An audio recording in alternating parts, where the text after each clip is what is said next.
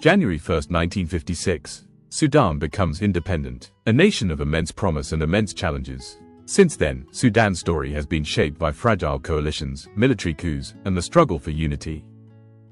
Sudan's first head of state between the 26th of December 1955 to the 17th of November 1958 was not one man, but five. The Sovereignty Council guided the young republic through independence. But rivalries soon paralyzed governance and the military stepped in. General Ibrahim Abboud, the 17th of November 1958 to the 16th of November 1964, seized power in Sudan's first coup. His government promised economic reform and signed the Nile Waters Agreement with Egypt.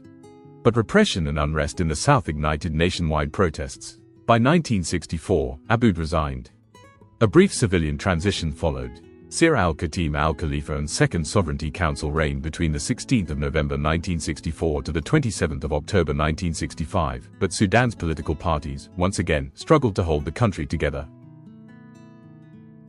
Between the 27th of October 1965 to the 25th of May 1969, Ismail al-Azhari, a nationalist hero of independence, became president. Yet his fragile coalitions collapsed under pressure. In 1969, the army struck again. Colonel Gaafar Nimeiry, who reigned between the 25th of May 1969 to the 6th of April 1985, came to power in the May Revolution. In 1972, he signed the Addis Ababa Agreement, ending Sudan's first civil war.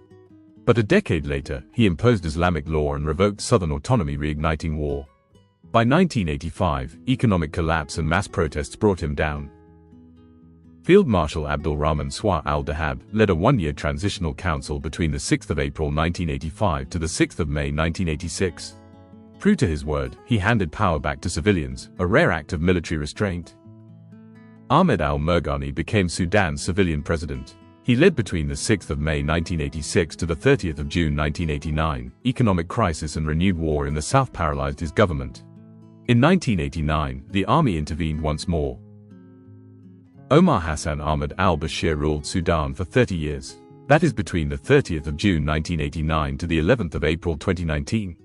His regime brought war in Darfur, international sanctions, and economic decline.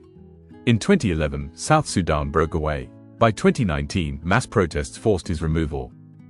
Between the 11th of April 2019 to the 12th of April 2019, just a day, General Ahmed Awad ibn Auf declared himself leader after Bashir's fall.